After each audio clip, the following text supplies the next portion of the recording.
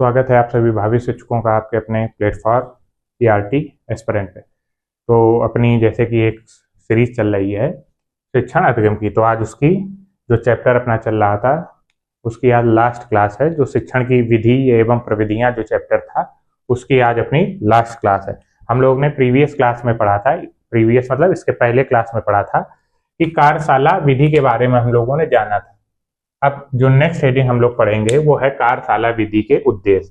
उससे जानने के पहले कि क्या उद्देश्य हैं वो आप लोग अपने ही शब्दों में बना सकते हैं, क्योंकि अगर आपने इससे पहले की क्लासेस देखी हुई हैं तो आप चीज़ों को बनाना सीख गए होंगे। और जो लड़के अभी इस वीडियो के माध्यम से ही जुड़ रहे हैं वे पहले प्रीवियस क्लास देख लें, आपको फिर कहीं भी कोई दिक्कत नहीं आएगी, क्योंकि इतनी ईजी लैंग्वेज में हम लोगों ने चीज़ों को समझा है कि हम लोग अपनी ही लैंग्वेज में चीज़ें बनाएंगे। चलिए लिखते हैं, कार्यशाला प्रविधि की क्या उद्देश्य होते हैं। वर्कशॉप हम लोग समझ गए थे क्या होता है वर्कशॉप में कैसे चीजें काम की जाती हैं। तो पहला पॉइंट क्या लिखेंगे, जब वर्कशॉप में हम लोग ने देखा था कि ग्रुप बनाकर किसी चीज को सीखते थे, तो इससे लड़कों में क्या था, बच्चे सामग्री एवं ज्ञान का आदान प्रदान करते हैं, अपने ज्ञान को भी दूसरे से बताते हैं कि इस पुर्जे को यहाँ फिट करो। हम लोग ने ड्रोन वाला एग्जाम्पल देखा था कि पहले ड्रोन हम लोगों ने क्लास में सैद्धांतिक रूप से पढ़ा, फिर उसका प्रैक्टिकल करने हम लोग कहाँ गए, वर्कशॉप में, कि कैसे ड्रोन बनाया जाता है, कैसे ये काम करता है, कैसे ये उड़ता है। तो जब वहां गए तो हम लोगों ने देखा कि बच्चे आपस में, अरे ये वाला पार्ट यहाँ लगेगा, तो एक बच्चे ने दूसरे बच्चे को दिया, तो और साथ में क्या ये भी बताया कि ये पार्ट यहाँ पर लगेगा, पार्ट भी दिया और बताया भी। तो सामग्री का भी उसने आदान प्रदान किया और अपने ज्ञान का भी आदान प्रदान किया। तो पहला पॉइंट, बच्चे सामग्री व ज्ञान का आदान प्रदान करते हैं। दूसरा पॉइंट, जब आदान प्रदान किया इससे क्या हुआ, एक बच्चे ने दूसरे बच्चे का सहयोग किया। तो सहयोग की भावना, उसी को क्या कहते हैं, टीम वर्क, की एकजुटता से एक टीम के साथ कैसे काम किया जाए। तो सहयोग की भावना एवं टीम वर्क की भावना का विकास होता है बच्चों में। सहयोग की भावना का विकास होगा, उसके साथ टीम वर्क की भावना का भी विकास होगा। नई नए कौशल एवं क्षमता का विकास होगा। अब आपने नई नई चीजें, ड्रोन बनाना सीख रहे हैं, ड्रोन को उड़ाना सीख रहे हैं, तो नया नया चीजें सीख रहे हैं, तो नए कौशल एवं नई क्षमता, आपके अंदर क्षमता भी आ गई कि आप नई चीज सीख के आए हैं। आप अब घर में बना भी सकते हैं, अगर वो चीजें मिल जाए तो आप घर में बना के उड़ा भी सकते हैं। तो नया कौशल आपने सीख लिया और नई क्षमता भी आपने सीख ली, तो नई कौशल एवं नए क्षमता का विकास भी होता है। और लास्ट पॉइंट, समस्या को हल करने के लिए विभिन्न दृष्टिकोण और तकनीकों का उपयोग करना। आपको पता होगा जब कोई चीज हम लोग बनाना सीखते हैं तो एक बार में ही तो सही बनती नहीं है। जब किसी ने बल्ब का भी आविष्कार किया तो कितने साल लग गए थे। तो मतलब पहले हम लोग गलत चीजें करते हैं, पहले एक तरीके से सोचा, चीज बनाई, नहीं बनी, तो हम लोग लिख लेते हैं कि अच्छा ये चीज काम नहीं करती। फिर दूसरे तरीके से सोचेंगे, उस तरीके से बनाएंगे, अगर उस तरीके से भी कोई चीज नहीं बनी तो हम लोग उसको भी कट लगा देंगे कि अगर हम इस तरीके से जाएंगे तो ये भी काम नहीं करेगा। तो हम जब सही चीज बना लेंगे तो हमें नए नए दृष्टिकोण मिल रहे हैं, कि नए नए विचार आ रहे हैं, नया नया हम सोच पा रहे हैं कि कैसे अच्छी चीज बनाई जाए, कैसे ड्रोन को बनाया जाए, और नई तकनीकों का उपयोग कर रहे हैं। अब आपको तकनीक भी नहीं सही मिल रही थी, चीजें भी उसमें जो पार्ट लगते हैं वो भी ठीक नहीं होंगे, तब भी ड्रोन नहीं बनेगा। तो नई नई चीजें आपको मिलेंगी और नए नए तकनीक का जब सही इस्तेमाल करेंगे तब आप चीजें सीख पाएंगे। तो समस्या को हल करने के लिए जब कोई समस्या आती है तो आप अपना दृष्टिकोण बदलते हैं कि कौन ये समस्या, इसमें क्या चीज करें जिससे समस्या से हम बाहर निकल आए। तो आपका क्या दृष्टिकोण होगा, अगर सही दृष्टिकोण होगा तो आप समस्या से बाहर आ जाएंगे, अगर सही दृष्टिकोण नहीं होगा तो समस्या और बढ़ती जाएगी। तो वही चीज है कि समस्या को हल करने के लिए विभिन्न दृष्टिकोण एवं तकनीकों का उपयोग करना। तो आई होप जान गए होंगे कार्यशाला विधि के उद्देश्य। बच्चे सामग्री एवं ज्ञान का आदान प्रदान करते हैं, नए कौशल का विकास होता है, टीम वर्क एवं सहयोग की भावना का विकास होता है, और समस्या को हल करने के लिए विभिन्न दृष्टिकोण और इसका तकनीक का उपयोग करना सीख जाता है बच्चा। अब अपनी लास्ट आज की प्रविधि है, बहुत इजी प्रविधि है, प्रयोग प्रदर्शन युक्ति, डिमोन्स्ट्रेशन। इंग्लिश के जो लड़के हैं बहुत होशियार वाले, वो लिखेंगे डिमोन्स्ट्रेशन टेक्निक्स लिखेंगे, लेकिन डाइट की कॉपी में नहीं लिख के आएंगे, डीएलएड की कॉपी में, उसमें आप हिंदी में ही लिख के आएंगे। प्रयोग क्योंकि आपको जो प्राथमिक विद्यालय में जब आप अध्यापक बनेंगे तो आपको हिंदी भाषी लड़कों को ही पढ़ाना, वहाँ इंग्लिश के मीडियम के बच्चों को नहीं पढ़ाना आपको। तो जिसको दिक्कत होती है वो डिमॉन्स्ट्रेशन टेक्निक याद रखे, लेकिन उसके सहायता से याद रखे प्रयोग, प्रदर्शन, युक्ति, और रटने की कोई जरूरत नहीं। आप क्लास रेगुलर देखते रहिए, आप हिंदी में भी उतने आपकी पकड़ अच्छी हो जाएगी जितनी इंग्लिश में। बस रेगुलर क्लास देखते रहिए। जैसे प्रयोग, प्रदर्शन, युक्ति, इसमें क्या होता है सर, हमने कहा कुछ परिभाषाएं तो आपके नाम से ही बन जाएंगी। प्रयोग, प्रदर्शन, युक्ति। देखिए जैसे छोटे बच्चे होते हैं, आपको उनको देखा जब चिड़ियों के नाम रटवाए जाते हैं या फलों या सब्जियों के नाम रटवाए जाते हैं तो चित्र दिखाया जाता है कि ये बेटा कद्दू है, ये लौकी है, ये सेर है, ये चीता है, बताया जाता है। प्रयोग दिखाया जाता है, प्रदर्शन तो वो क्या है, प्रदर्शन मतलब दिखाया जा रहा है, और प्रयोग करके भी दिखाया जाता है। जब जैसे कोई टीचर होता है तो शेर को बताएगा तो खुद भी बताता है कि शेर कैसे दौड़ता है, खुद दौड़ के बताएगा, या बकरी कैसे बोलती में करके दिखाएगा। तो वो क्या कर रहा है, प्रयोग, प्रदर्शन भी कर रहा है और प्रयोग भी कर रहा है चीजों का। तो वही हम लोग लिखेंगे कि यह एक प्रभावशाली विधि है क्योंकि इसमें बच्चों को चित्रों के माध्यम से, देखा हम लोगों ने सब्जियों के नाम बता रहे हैं, आप कैसे बता रहे हैं, चित्रों के माध्यम से, वह चीजों को दिखाकर। छोटे छोटे आपने आंगनबाड़ी में देखा होगा, छोटे छोटे खिलौने भी आते हैं, वो दिखाए जाते हैं लड़कों को, वो जान जाता अच्छा ये भैंस है, ये गाय है।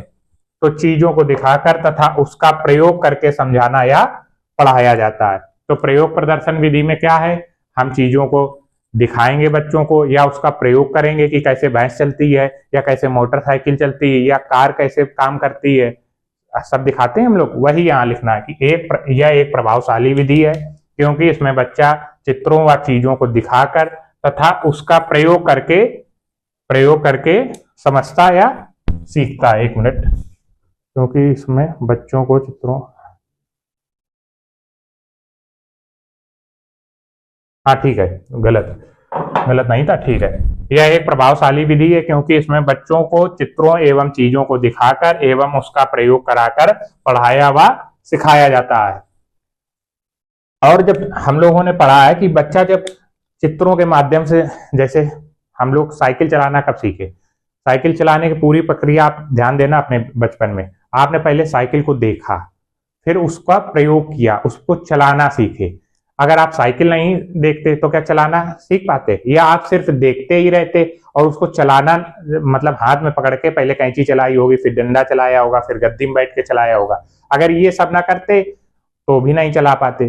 तो क्योंकि जब बच्चा देखकर या कार्य करके जो ज्ञान प्राप्त करता है वो ज्ञान स्थायी रहता। अब आप एक बार अगर साइकिल चलाना सीख गए, भले आप 20 साल साइकिल ना चलाएं तब भी आप साइकिल चला सकते हैं। तो वही चीज कही गई है कि एक बार जो बच्चे ने किसी चीज को देख लिया और कार्य भी कर लिया, कि क्योंकि बच्चा जब देखकर या कार्य करके जो ज्ञान प्राप्त करता है वो ज्ञान स्थायी होता है। वो ज्ञान मतलब हमेशा बना रहता है, ये नहीं कि कुछ समय बाद वो भूल जाए। इसलिए चीजों को छोटे बच्चों को चित्रों के माध्यम से सिखाया जाता है। और आपको भी, आप जैसे फिल्म देखने जाते हैं तो आपको हमेशा याद रहती होगी क्योंकि वहां पिक्चर बनी हुई होती है, एक पॉइंट वाइज कहानी आपको बताई जाती है, एक सीक्वेंस में कहानी बताई जाती है, तो आप हमेशा उसको याद रखते हैं। इसको जल्दी से नोट कर लीजिए।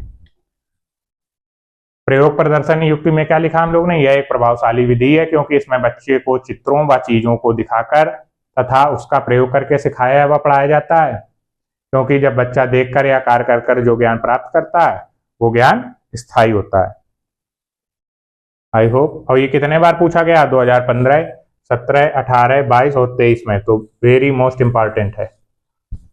अब इसमें एक नोट बना के लिख देंगे। और मान लीजिए प्रयोग प्रदर्शन विधि के लाभ बताने को आ गए। अब आप किसी भी विधि के लाभ या उद्देश्य आप अपने मन से बना सकते हैं। 2-3 उद्देश्य तो सबके फिक्स हैं। सामाजिक भावना का विकास होता है, मानसिक विकास होता है, और प्रयोग प्रदर्शन विधि में बच्चे की रुचि बढ़ती है। और क्या लिख देंगे, 3 तो मैंने ही बता दिए। बच्चे की रुचि बढ़ती है, बच्चे को जो ज्ञान प्राप्त होता है वो स्थायी होता है, समझ रहे हैं आप। और टीचर को छोटे बच्चों के लिए इसी विधि का यूज करना चाहिए।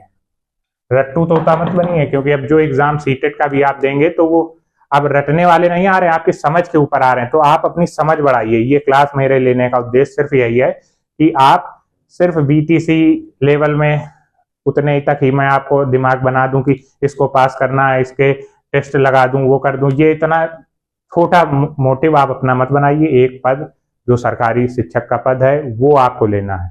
इसलिए आप समझ रहे हैं लड़के कितने आईक्यू तेज आ रहे हैं, अब कंपटीशन बहुत ऊपर है, तो आपको अब समझ अपनी विकसित करनी होगी। अब जैसे मैं उद्देश्य ना भी लिखाऊं किसी चीज का, तो आप अब उद्देश्य बना सकते हैं, क्योंकि यहाँ हम लोग पढ़ना नहीं सीख रहे हैं, आप प्रशिक्षु हैं, आप कोई अब छात्र नहीं है, आप शिक्षक बनने वाले हैं, तो आपको नई चीजें बनाने आनी होंगी। तो आप यहाँ क्या सीखेंगे कि कैसे चीजें पकड़ी जाती हैं, कैसे नई चीजें अपने शब्दों में बनाई जाती हैं। तो नोट लगा के लिख दीजिए, नोट कि यह विधि छोटे बच्चों के लिए बहुत उपयोगी है। लिख दीजिए, यह विधि छोटे छोटे मोटे बच्चों के लिए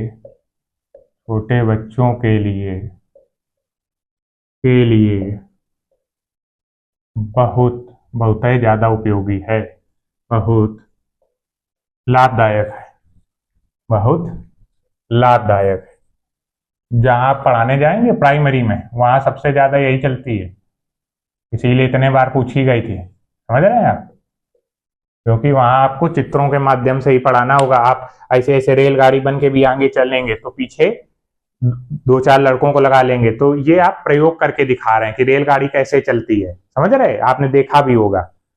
तो नोट लगा के आप क्या लिखेंगे, अब बताइए। ये नोट मैंने कहीं किताब से उठाया है, अपने मन से बनाया, कैसे? नोट लगाने से काफी अच्छी लगेगी। और आपने क्या लिखा कि यह विधि छोटे बच्चों के लिए बहुत लाभदायक है, इसलिए छोटे बच्चों के लिए अध्यापक को इसी विधि का यूज करना चाहिए। ये भी लिख सकते हैं। चलिए, अब एक क्वेश्चन आपसे पूछा जाता है, शिक्षक केंद्रित शिक्षा, शिक्षक केंद्रित शिक्षा एवं प्रयोग प्रदर्शन विधि में अंतर, एवं प्रयोग प्रदर्शन विधि। देखा इसने क्या पूछा, प्रयोग प्रदर्शन विधि में अंतर ही पूछा, और किसी विधि का नाम नहीं लिया इसने। क्यों नहीं लिया?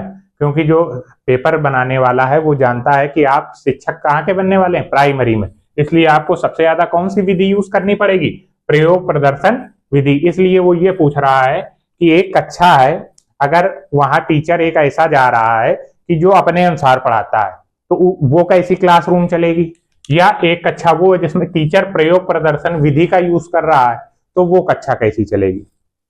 अभी हम लोग लिखेंगे शिक्षक केंद्रित शिक्षा एवं प्रयोग प्रदर्शन विधि में अंतर। तो पहला अंतर क्या है, जैसे जो अपना बचपन बीता है उसमें शिक्षक क्या करते थे, कुछ कुछ शिक्षक थे जो आते थे, डंडा लेके आते थे, अपना जितना पढ़ाना होता था किताब से पढ़ा के चले जाते थे, ना किसी से कोई क्वेश्चन पूछना, ना किसी को कुछ समझ में आया कि नहीं आया उससे भी कोई लेना देना नहीं। लेकिन तो ये कौन सी हो गई, ये हो गई शिक्षक केंद्रित शिक्षा। हम लोगों ने पहले पढ़ चुके हैं कि शिक्षक केंद्रित मतलब जिस क्लासरूम में सब शिक्षक के अनुसार चले, कि कब कितना पढ़ाना है, किसी को समझ में आ रहा है या नहीं आ रहा है, लेकिन शिक्षक अपना पढ़ा के चला गया, वो होती है शिक्षक केंद्रित शिक्षा। और प्रयोग प्रदर्शन विधि हमने बता ही दिया कि आप प्रयोग कर करके दिखाएंगे, छात्रों की रुचि के अनुसार पढ़ाएंगे, छात्रों को मजा आए, चीजें सीखें, उसके अनुसार पढ़ाएंगे। तो दोनों में क्या अंतर है, इसमें शिक्षक क्या होता है, केंद्र बिंदु होता है, इसमें छात्र केंद्र बिंदु होता है। तो लिख लीजिए शिक्षक केंद्रित शिक्षा में, शिक्षक केंद्रित शिक्षा में शिक्षक केंद्र बिंदु में होता है। मतलब सारा केंद्र बिंदु में क्या मतलब होता है कि क्लास को कौन कंट्रोल कर रहा है, क्लास किसके अनुसार चल रही है, टीचर के अनुसार। शिक्षक केंद्र बिंदु में होता है, जबकि प्रयोग प्रदर्शन विधि में किसके अनुसार चल रही है, टीचर पढ़ाने आ रहा है, टीचर चित्र से पढ़ा रहा है, क्या टीचर को चित्र की जरूरत है? टीचर तो सब जानता है कि कौन घोड़ा है, कौन गधा है, कौन हाथी है, लेकिन वो किसके अनुसार पढ़ा रहा है? आपके मेंटल लेवल के अनुसार, कि आप छोटे बच्चे हैं तो चित्रों के माध्यम से पढ़ाएगा, थोड़े बड़े बच्चे हैं तो चित्र का यूज नहीं करेगा। तो वो कक्षा किसके अनुसार चल रही? बच्चों के अनुसार। तो लिख दीजिए, जबकि प्रयोग प्रदर्शन विधि में, जबकि प्रयोग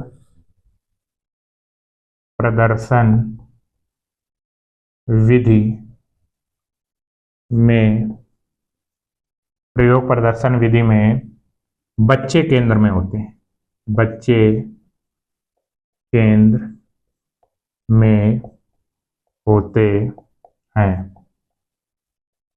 दूसरा पॉइंट,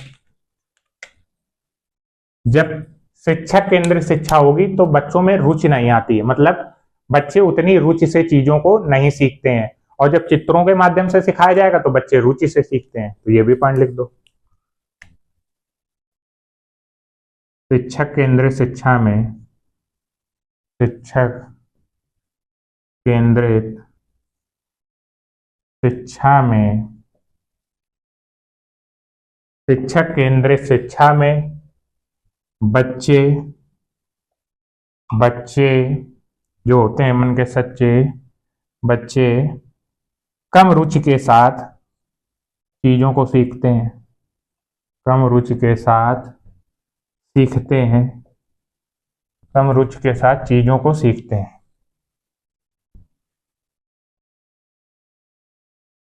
चीजों को सीखते हैं, जबकि कम रुचि के साथ चीजों को सीखते हैं, जबकि प्रयोग प्रदर्शन विधि में, प्रयोग प्रदर्शन विधि, जबकि प्रयोग प्रदर्शन विधि में बच्चे अधिक रुचि के साथ चीजों को सीखते हैं, अधिक रुचि के साथ चीजों को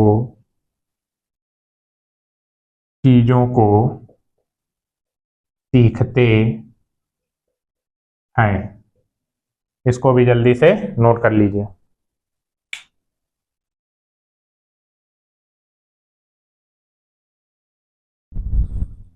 जल्दी से इसको भी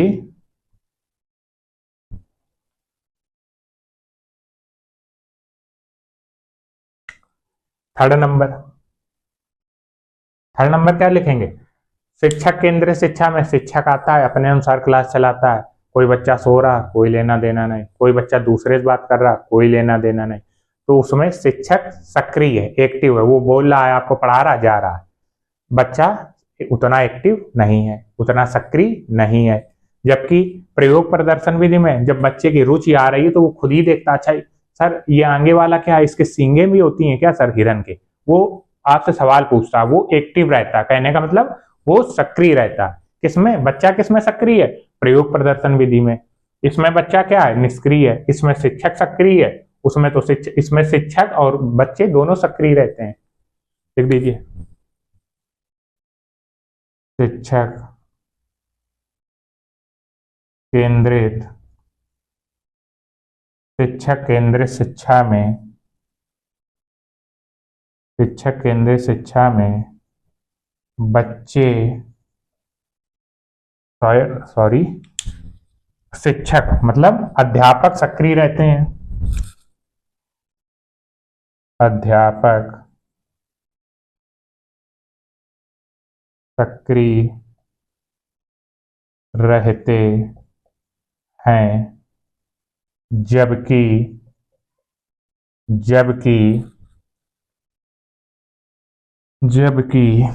प्रयोग प्रदर्शन विधि में, प्रयोग प्रदर्शन विधि में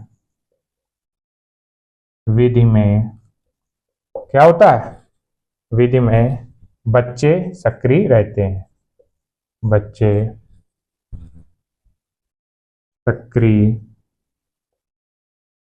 रहते हैं। जल्दी से इसको नोट कर लीजिए। मैं एक किनारे हूं, तब तक इंक डाल लूं, तब तक इसको जल्दी से पूरा करिए। जल्दी जल्दी से नोट कर लीजिए।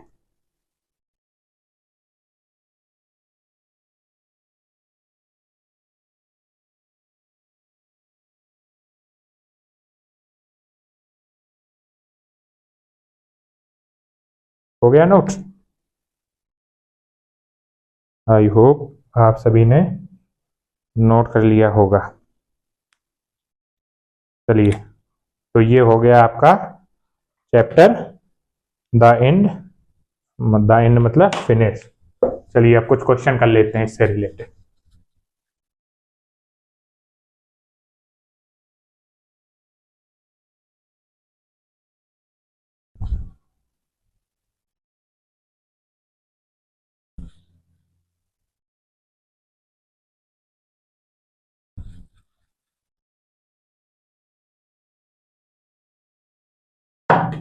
चलिए,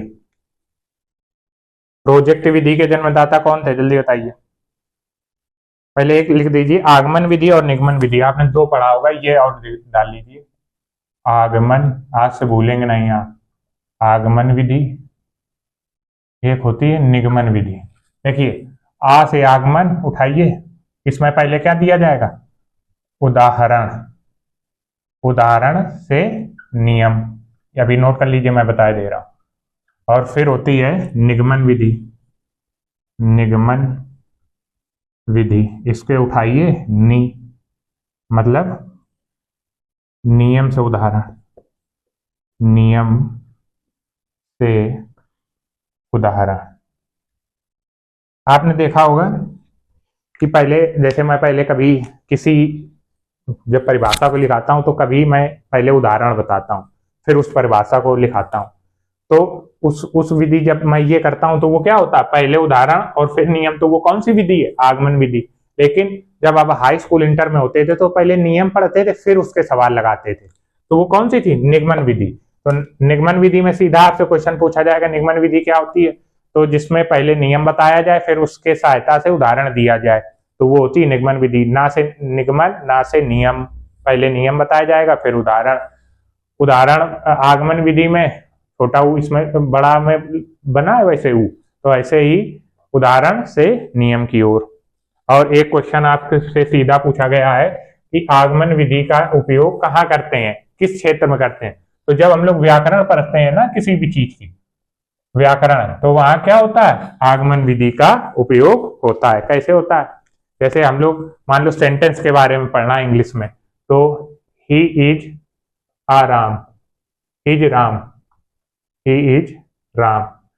पहले हम सेंटेंस की डिफिनीशन, जब आपको टीचर पढ़ाता है, पहले डिफिनीशन नहीं पढ़ाता, पहले आपको ये वाक्य दे देता है। इसमें पूछता है ही क्या है, सब्जेक्ट, इज क्या है, वर्ब, और ये ऑब्जेक्ट। तो आप समझ जाते हैं कि पहले एग्जाम्पल देगा, फिर बताएगा कि जब सब्जेक्ट, वर्ब और ऑब्जेक्ट मिल जाता है तो वो सेंटेंस एक बन जाता है। फिर आपको उदाहरण देके उसने आपको परिभाषा बता दी, तो वो कौन सा है, आगमन विधि। इसलिए आगमन विधि का यूज हम लोग ज्यादातर कहाँ करते हैं, व्याकरण में। जल्दी से इसको भी नोट कर लीजिए।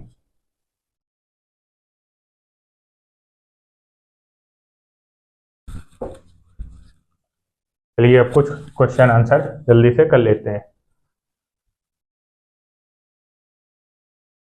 एक कथन आपसे पूछा जा सकता है, एक मिनट रुक जाइए। हाँ, एक क्वेश्चन लिखिए।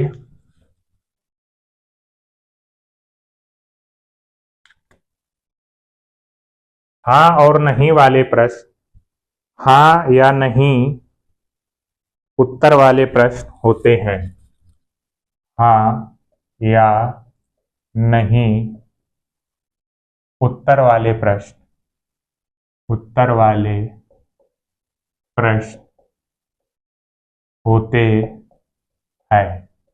कैसे होते हैं, ऑप्शन है आ, ब, द, श। कैसे कैसे होते हैं, पहला प्रस्तावना प्रश्न, प्रस्तावना प्रश्न। प्रस्तावना प्रश्न। दूसरा किताब बोध प्रश्न, बोध प्रश्न, बोध प्रश्न या अनुचित प्रश्न, अनुचित प्रश्न या और क्या लिखा है इसमें, स्मृत्यात्मक प्रश्न।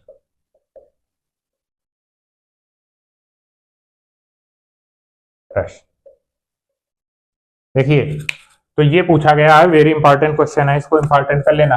टेट या सुपर टेट में ऐसे ही क्वेश्चन आएंगे सीधे कि हाँ या नहीं वाले, जो जिसमें आप हाँ ना में उत्तर देते हैं। जो क्वेश्चन कोई ऐसे ही पूछे कि आप उसका उत्तर सिर्फ हाँ या ना में दे, तो वो कैसे प्रश्न कहलाते हैं, तो वो कहलाते हैं अनुचित प्रश्न। आप कहोगे सर अनुचित प्रश्न क्या होता है?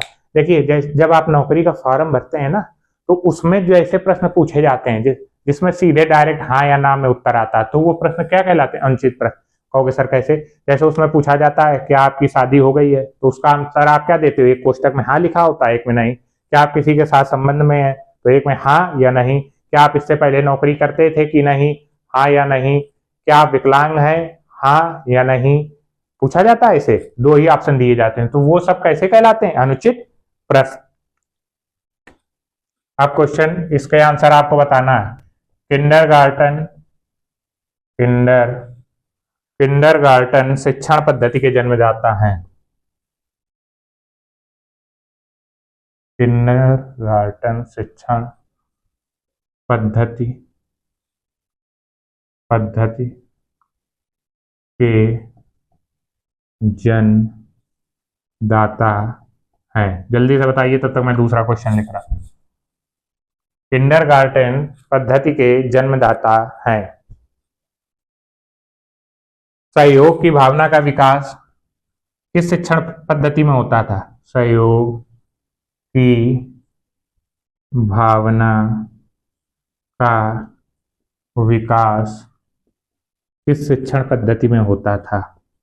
किस शिक्षण पद्धति में होता है? किस शिक्षण विधि में होता है? शिक्षण विधि में होता है। ऑप्शन इसके लिख लीजिए। सहयोग की भावना का विकास, सीधे इसमें ऑप्शन क्या लिखना? सहयोग की भावना का ऑप्शन दिए गए हैं सामूहिक, मैं पढ़े दे रहा हूं। ऑप्शन दिए गए हैं सामूहिक कार्य में, देखिए नंबर 1 सामूहिक विधि में या सामूहिक कार्य में, मतलब मिलजुल कर कार्य कर रहे हैं, या बी नंबर सामूहिक कार्य में, वाद विवाद में, सी नंबर प्रश्नोत्तर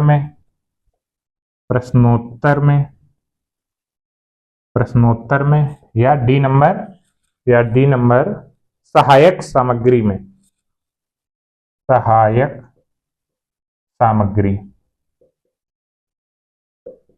इसका आ गया आंसर। किंडरगार्टन हमने बताया था ना, गार्डन ऐसा लग रहा है, गार्डन, तो गार्डन में क्या बेल निकलता है, बेल, तो फ्रोबेल। क्या था गार्डन में? फ्रोबेल। अब ये कभी नहीं भूलेंगे। और ये किसके हैं? प्रोजेक्ट विधि के जन्मदाता भी हैं, इनको ऐसे डेस लगा के लिख दो, प्रोजेक्ट विधि के जनक। नहीं, प्रोजेक्ट तो किलपैट्रिक, सॉरी, इसको देखेंगे अभी, किसी का पूछा गया इसमें, रुक जाइए आगे क्वेश्चन, इसको तब तक नोट कर लीजिए। इसमें क्या होगा, देखिए सहयोग की भावना का विकास किस शिक्षण पद्धति में होता है? सहयोग आप कहाँ करते हैं? वाद विवाद में उतना सहयोग होता नहीं, वहां तो क्वेश्चन आंसर चल रहा होता है। प्रश्नोत्तर में भी क्वेश्चन आंसर चल रहा होता है। सहायक सामग्री तो आप कोई चीज कर रहे हो, तो आपको जो सहायता कर रही है वो सहायक सामग्री, उससे कोई मतलब नहीं। तो सहयोग कहाँ होता है? सामूहिक कार्य, जब आप टीम वर्क करते हैं। जैसे क्रिकेट होता है, टीम के साथ खेलता है, तो कोई बैटिंग में जो खेल रहा होता है, तो कोई रन ले रहा होता है, तो उसमें आपके सहयोग होता है। तो सहयोग की भावना का विकास कहां पर होता है? जल्दी से लिख लीजिए। सहयोग की भावना का विकास, सहयोग की भावना का विकास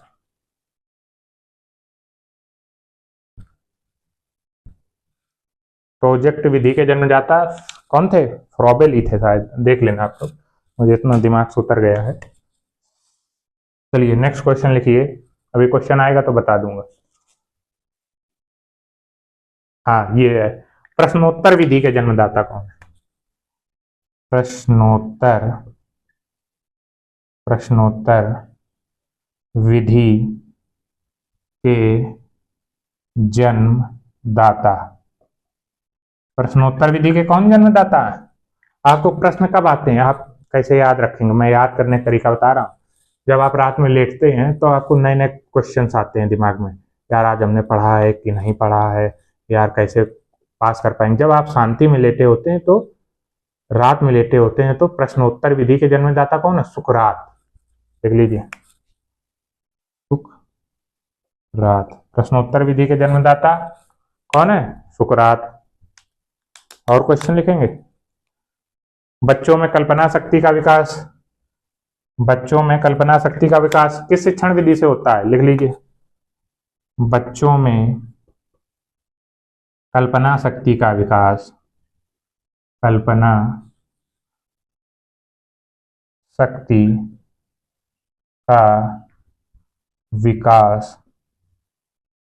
किस शिक्षण विधि से होता है? किस शिक्षण विधि से होता है?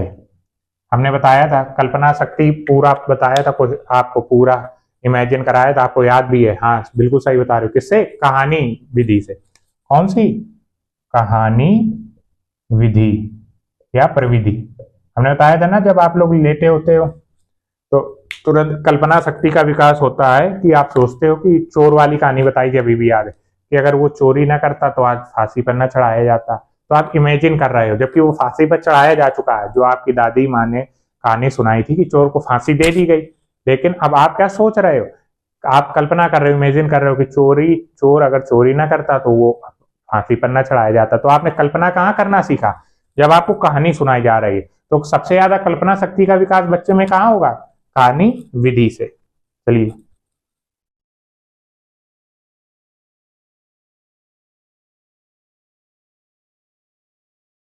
दो तीन क्वेश्चन और कर लेते हैं जल्दी से।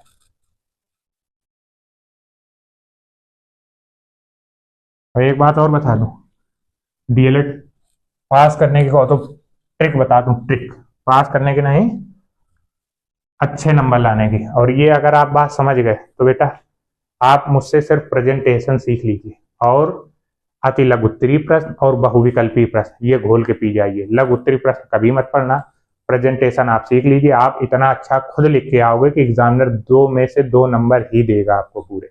तो चीजें जो बड़ी हों उनको रटने की कोशिश मत कीजिए। हमने क्या कहा? सिर्फ 2 चीजें सीखिए। हर चैप्टर के जितने बहुविकल्पी क्वेश्चन है और अति लघु उत्तरी क्वेश्चन है, बहुत छोटे छोटे क्वेश्चन होते हैं, वो घोल के पी जाइए बस। इससे आपका टेट, डीएलएड सब आपका बहुत अच्छे से पास हो जाएगा।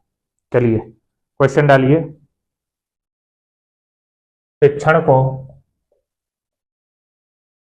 शिक्षण की कौन सी विधि, शिक्षण की कौन सी विधि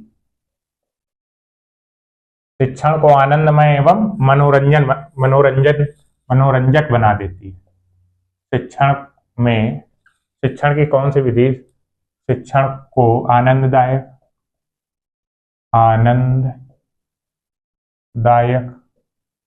एवं एवं मनोरंजन मनोरंजक बना देती है? सबसे ज्यादा आनंद किसमें आता है बच्चों को? बताइए। कहोगे सर खेल में, तो कौन सी विधि? शिक्षण की खेल विधि या गतिविधि। खेल की जगह गतिविधि भी दे सकता, मतलब आप चीजें करके सीख रहे हो, आपका जिसमें शरीर इन्वॉल्व हो रहा है, जिसमें आप गति कर रहे हैं, तो गतिविधि, कोई काम कर रहे हैं, तो खेल विधि या गतिविधि प्रविधि। लिख लीजिए, खेल विधि प्रविधि भी आ सकता है, विधि। और आपसे एक बार क्वेश्चन पूछा भी गया, विधि एवं प्रविधि में अंतर। खेल विधि एवं दूसरी कौन सी? हाँ, गतिविधि, गतिविधि प्रविधि। इसको भी जल्दी से नोट कर लीजिए। ये सब आपके प्रीवियस ईयर में पूछे गए क्वेश्चंस हैं।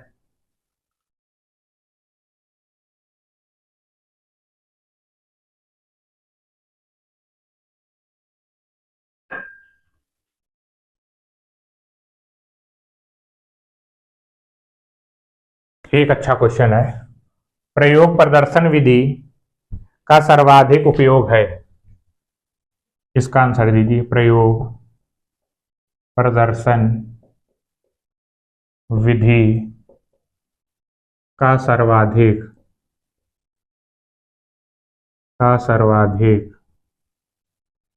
उपयोग है। ऑप्शन सुन लीजिए, A, B, C, D. Number A विज्ञान में, नंबर 2 इतिहास में, नंबर 3 विज्ञान में, नंबर 2 इतिहास में, नंबर 3 नंबर 3 व्याख्यान में,